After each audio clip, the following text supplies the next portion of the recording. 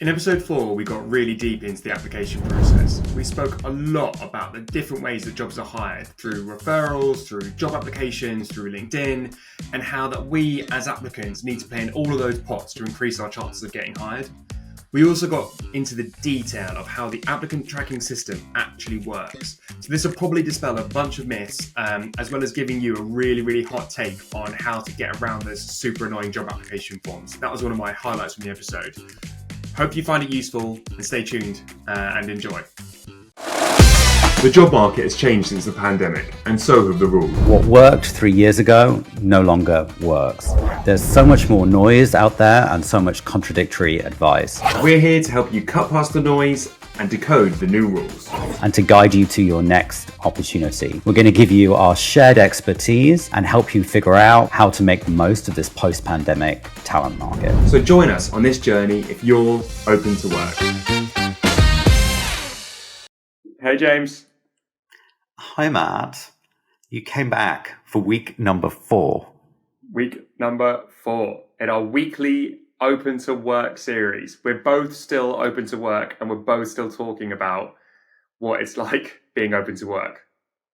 And what you need to do to navigate this post-pandemic job market. But it is an interesting perspective talking about this as recruiters whilst also being open to work. So hopefully this is going to resonate with folks. Yeah, it's already helping me, to be honest. Hearing your input every single week, it definitely kind of sticks in my brain. And it's definitely, I think, also going to change what I'm like as a recruiting leader. I don't know about you, but being on the other side of this experience, I think is definitely going to change when I do eventually become not open to work, as we're going to call it into the future. I think it'll change my way I think about recruiting. Oh, 100%. Because I hate to remind people, because I'm a few years older than you. I've been through this process a few more times now as a recruiting leader. And every time I come out of it thinking, okay, there's a lot we need to fix.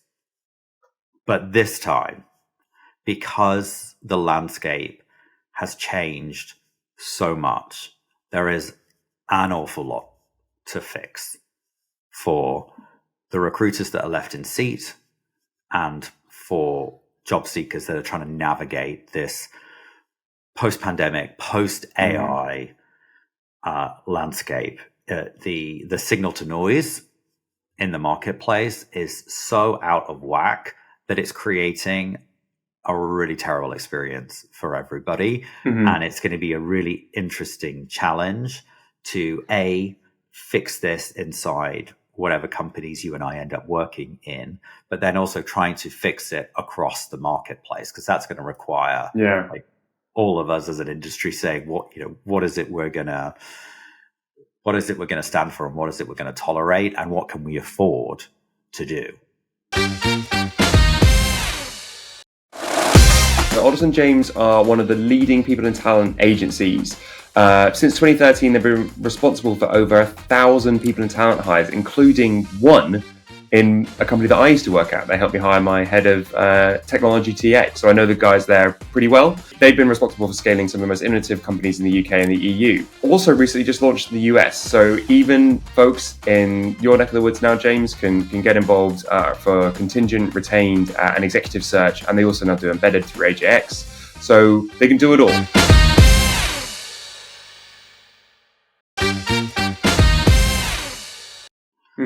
There's quite a lot of people out there that talk about that say they don't recommend people applying for jobs anymore. I mean, I don't personally agree with that. What do you think? I think that is at best erroneous, and at worst really dangerous advice. And let me break that down in 2 different ways.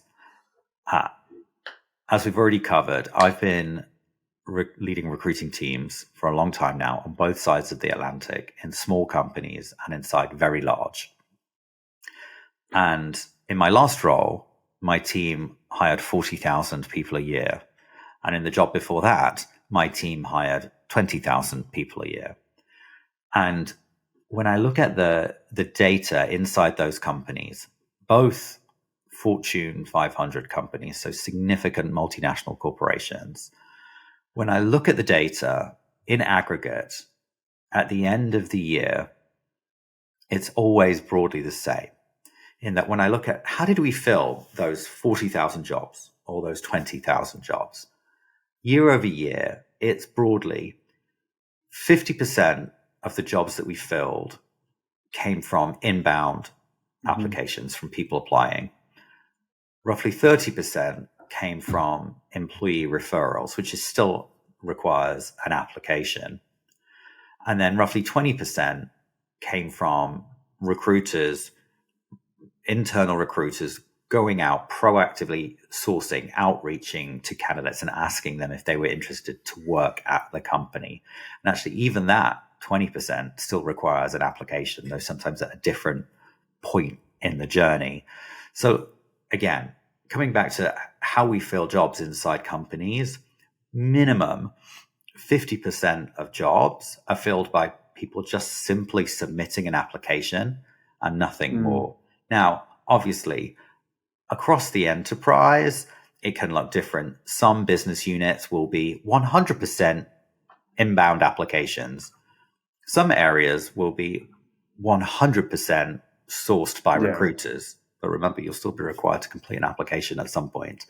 But over the enterprise as a whole, year over year, those numbers are the same and they even out. So point number one is submitting an application, whether you like it or not, is the critical entry point into the process to be considered. The second point that is, I'll give the US legislation and we can talk about EU afterwards. But here in the United States, if the company that you're applying to is a federal contractor, if they have contracts with the government, and you would be surprised how broad that category is. So, for example, I was the head of recruiting at Levi's. I was the head of recruiting at Nike. Both Nike and Levi's are government contractors. As such, they are bound by the Office of the OFCCP, the Office of Federal Contractor Compliance Programs. And what that means is there are very strict rules around your hiring process that you have to adhere to. And the government checks. And if you don't comply with those processes, then the government takes away your contracts, which can be tens or hundreds of millions of dollars. So anyway, there's a whole subset of businesses here in the US that are bound by the Office of the OFCCP. And they're held to an even higher standard. And in that scenario, a job application is absolutely critical. And if you do not submit a job application, you are not a candidate for a job and you do not fall inside the rules. And so any kind of narrative around not submitting a job application ignores the legislation and the rules that govern a significant part of the talent market here in the US. James, tell us about our American sponsor. Many of the legacy ATS products don't use AI in any meaningful way, which is what is so innovative about mojohire.ai. It is an overlay that you can add to your existing ATS that helps you better discover candidates that are already there and reduces discovery time by up to 90%. Their comparative AI tool is a real game changer, and you can learn more at mojohire.ai.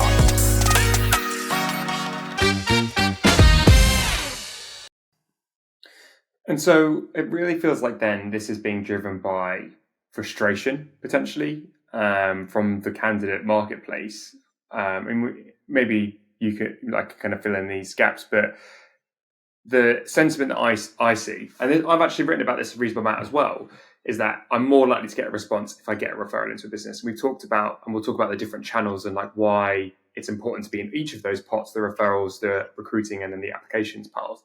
But if I've got a really low success rate from applicants, I think it's called applications. It's causing people to go, why the hell would I spend my time doing this? And often the application processes are pretty poor, especially for a enterprise business. You either have one-click applies that are getting thousands of applications, or you have these quite tedious forms that we're having to fill out through enterprise talent solutions, not to name any names. That can take a really long time to complete. So I think potentially this frustration is what's causing people to say that. I mean, what do you think? That's totally fair. And unfortunately, it's one of those situations where both things are true, right? It is true that in the vast majority of cases, you have no choice but to submit an application if you want to be considered for a job. Now, smaller organizations that have less governance, sure, you might be able to be known by somebody that works there and therefore be included in the talent pool without any formal steps. But for a significant part of the talent marketplace, you have to submit an application. There's no way around it. At the same time, the vast majority of folks that submit an application are not going to hear anything at all. And we'll get into why that is. And of course, that is super frustrating. And the unintended consequences of that is that it does spin up this narrative that it is hopeless to apply for jobs. And that becomes an urban myth in and of itself. Yeah. And then, because of the society that we live in, unscrupulous folks then prey on that to try and sell false hope. And so there is some truth in the fact that there is a lot of noise in the talent marketplace, which is making it harder to find a job. But then there are lots of folks that do not have your best interests at heart that are using that to sell false hope. And that's where it gets difficult, that when folks are trying to tell you that they can solve the problems and that they can help you figure out how to find a job, but they're going to charge you for it, that's where your critical thinking needs to kick in and ask yourself, can they really do that? Do they really know how the talent market works? Is that a service worth paying for? And do they have my best interests at heart? It's interesting you say that, because I do some job search coaching with people, and I have a website which you can check out. And I'm always really cautious about the language that I'm using to make sure that I can't guarantee anything, right? Like, I can give you all the tools, and I can kind of teach you what I've learned as a recruiting leader and what's going to optimize your chances of getting the right opportunity. But like, remembering back to our first episode, like, we don't deal in absolutes. There's not one surefire way of doing this. Everything we're talking about is, what are the recommendations based on our knowledge and expertise and experience that is going to increase the likelihood that you're going to be able to land the job that you want. And being an applicant is as important as all of those other steps. So getting the CV right, making sure that it's submitted in a PDF, which is our only absolute. I think that we agreed in the last episode that if you are going to submit a application or send your CV to anyone, make sure it's in a PDF. It's in the format, so it's in the format and visual that you wanted it to be. And everything else is part of is up for grabs, I think, and it kind of contextualized around the work that you're trying to do. One of the other things I think we should just briefly touch on is, and we've talked about this again, but it's always worth reiterating, that we haven't seen across our collective experiences any evidence that applicant tracking systems are using some sort of general artificial intelligence or some sort of technology that is screening out CVs at application stage. Firstly, just with that statement, anything else you want to kind of qualify before we move on? We've said it a couple of times, but I think it's worth us reiterating that every time we touch upon this sort of topic. Yes. Obviously, AI isn't coming. It's already here. But we have to question, where exactly is AI currently being deployed? And as of now, it is not yet being deployed in any meaningful way to replace humans in rejecting applications. That's the first thing to understand. Yeah. Yes, I think there's two different things at play with existing technology. And then there's myth around the new technology that isn't quite here yet. And I should be super clear. I sit on the advisory boards of a couple of different really interesting businesses in the AI space here in Silicon Valley. And, we are working on tools that will make all of this better, not to replace humans, but to actually do a better job in the process. We're not there yet, and we're not scaled yet, but the technology is coming, but it isn't there yet, number one. Number two, going back to the technology that already is here, I think there are two things that are already happening that is helping feed into this erroneous narrative.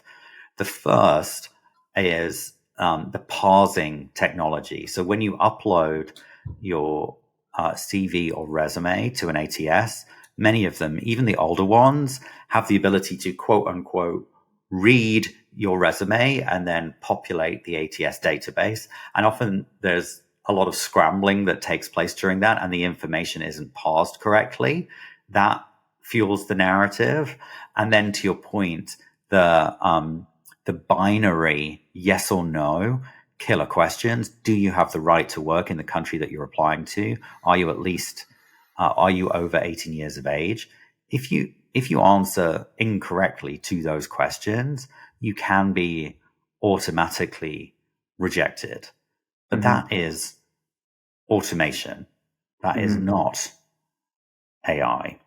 Yeah. Some ATSs already have algorithms that, quote unquote, as part of the parsing process, read your resume, except they don't read your resume because they're not AI. They're an algorithm. They count the words and then they produce a stacked ranking, which is not reliable, which is why most recruiters don't rely on that. And also, in many parts of the US, and certainly if you're a federal contractor, it's not lawful to use that.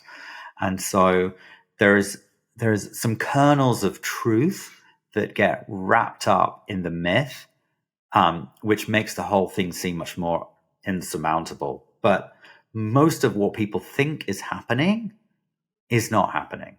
It's still human beings on the other side that are looking at every single application. In every ATS that my teams have used over the years, yes, that's exactly been it. Yeah. Recruiters are working on anywhere from 5 to 50 jobs at any one time. And for every single job that they're working on, they have a list view of applicants and or candidates, depending on your nomenclature, for that job. And so for job A, for marketing director, they'll see the 100 applicants for that job in a list view. First name, surname, most recent job title, most recent company, answers to any questions as part of the applicant journey, and then a link to the resume. That's all they see. First name, surname, most recent job title, most recent company, and the various yes, no answers. Yeah. And kind of best case scenario, we're also saying potentially a photo pulled from LinkedIn, depending if there's automatically able to link the LinkedIn account or if you've asked for it. But then probably also a ticker across and to accept or reject the CV, basically. And if you hit cross, it will probably put you into a automatic rejection funnel. You might have to tag it as a recruiter, or if you're ticked, you'll probably move forward through to a phone screen or a second review stage. Most recruiters that I know do a big bulk review of like 100 CVs at a time, and then we'll go and re-review the ones that potentially caught their eye in a second run, and then maybe pick 10 or 15 out of that to then speak to on the phone. Yeah, that's how it works. Okay. And so, what is gaming the ATS out of interest? Like, what do you think it is, and what is it in reality? So some popular and erroneous examples are to stuff your resume or your CV with keywords. Mm-hmm. Well, what keywords? How would you know what these magical words are, first of all? Mm-hmm. And that is based on the erroneous assumption that more of these magical words will help with the stacked ranking. But again, some legacy ATSs have that stacked ranking tool, some don't. Even the ones that do, the vast majority of recruiters don't rely on it because either it's A, not reliable, or B, legally they can't, depending on whether they work. Yeah. So then how do we... So is there anything extra that we can do to stand out or to kind of navigate the application? What's the learning here? What can we do to make sure that our application is going to be seen by a human and they're going to take away what we want them to take away from it? So the other huge truth, well, there's a few huge truths that I want to land in this. Truth bombs. Lay it on me. In this episode is that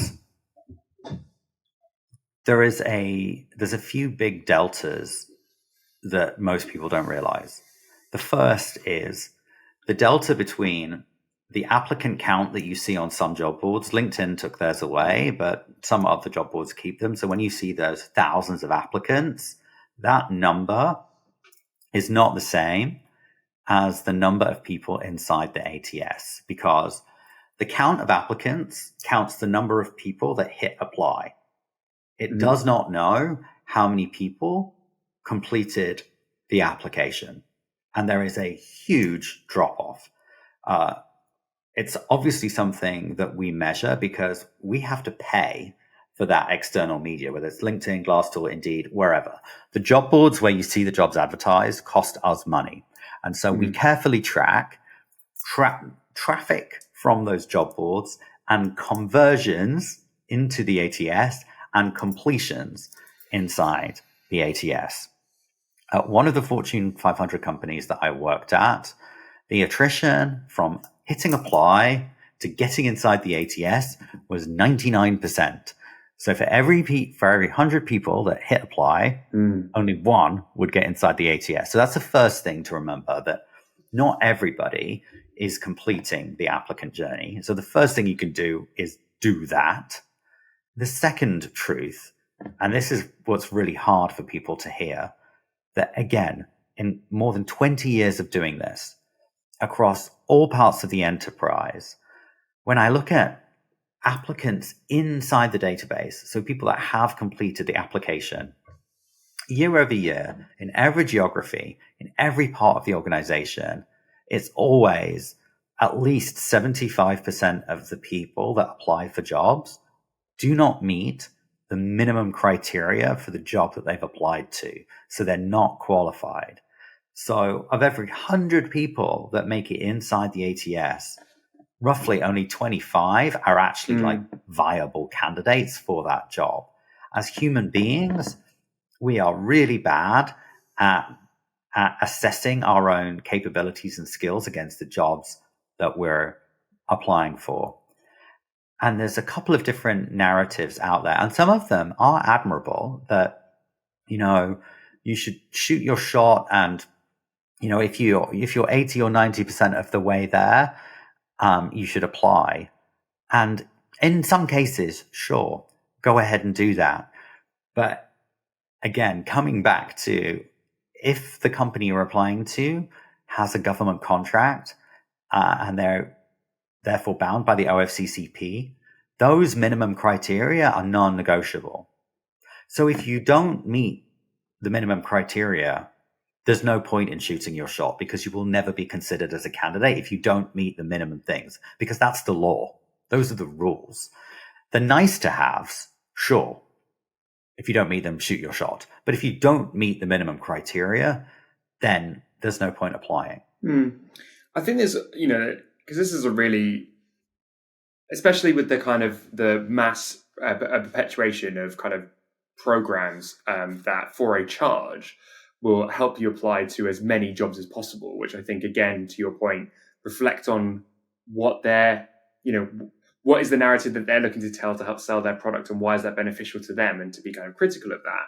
But I think it's also important to recognize that in recruiters or hiring managers are often also very poor at articulating exactly what they're looking for. And there are probably lots of people out there that, based on what the actual job is saying, you feel like, look, I actually really feel like I can do that. But because of restrictions of what you talk about within your company, or the skills that the skills that they're really looking for, and they haven't been able to articulate that properly, there's not a match. And that's why I think the 75% is partially because people are applying when they are completely irrelevant for the job. And I think that's kind of part and parcel with the job, with life as a recruiter, but also because recruiters and hiring leaders aren't able to really clearly articulate in writing what it is that they're looking for in a way that I can then interpret and apply for effectively and decide whether to screen in or screen out.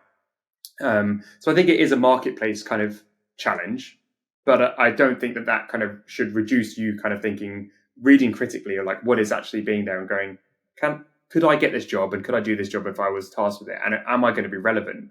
I think, just to add another thing, I haven't applied for any jobs in a little bit, largely because there's not a lot out there for what I'm looking for, but also because I know that in this market specifically, people are laser focused on having relevant experience at the relevant level in the relevant industry in a very, very similar job.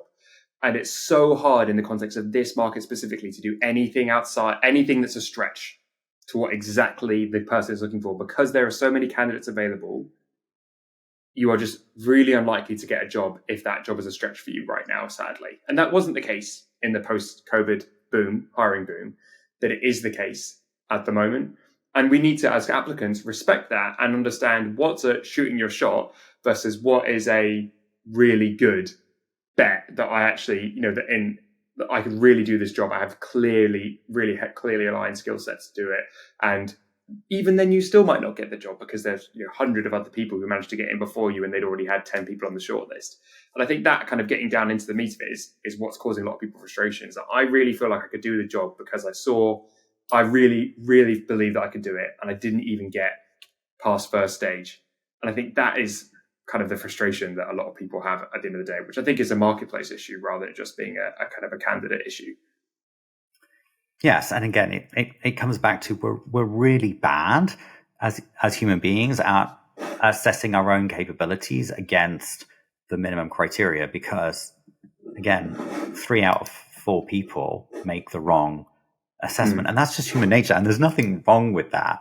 And again, the difference between being 90% of the way there and 100% of the way there is sometimes difficult to decipher on your own. And again, I want folks to shoot their shot when there's a chance, but I don't want folks to give themselves application fatigue by consistently applying for things where there's no chance. So for the audience then, what do you reckon is kind of the 1 or 2 takeaways and action points or recommendations that you'd want them to take away from this episode? Be really honest with yourself if you meet the minimum criteria for the job. Because if you meet the minimum criteria or exceed the minimum criteria, you should absolutely apply. If you think you meet the minimum criteria but you're not really sure, you should still apply. But if it's quite obvious that you don't meet the minimum criteria, you are welcome to apply, but you likely won't hear anything at all. And then it depends how much resilience you have. So be your own judge about what your tolerance for application fatigue is, and use your good judgment. But don't lose sight of the fact that submitting an application is still the entry ticket into the process. You can't, in the vast majority of circumstances, you can't circumvent that. You still have to apply. There are things you can do after you've applied to give yourself a better shot, but it all still starts with fully completing an application for a job that you are qualified for. Mm-hmm. Yeah, awesome. Thank you for that. Alrighty, so I think that's a wrap on episode. Are we on episode 4 now? This was 4. This was 4. Wow. So it's a weekly podcast. We're in our first series of 10 episodes. So subscribe, And also email us. We've got an email address now. It's opentoworkpod@gmail.com. To workpod, pod@gmail.com. So yeah, come at us with your thoughts, feedback, questions for next series, and just general input. We know that people who are going through the job application process and recruiters in general love a voice. So feel free to write in and have. Yeah, and we offer definitely your want to hear perspective. from you. Yeah, And we might even have guests on the show. We might even have guests on the show. If you have a topic as well that we haven't talked about that you'd love for us to talk about, definitely write in, because we may even have you on to talk about it. Who knows? Yeah.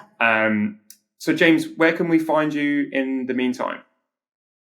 You can find me on LinkedIn, where I spend way too much time. And you can find me every Wednesday in Forbes. Fantastic. You can find me on LinkedIn as well, and at MatthewParkerAdvisory.com. And yeah, but in the meantime, email us. Good luck with your job applications this week, and we'll catch you next time. We'll see you soon.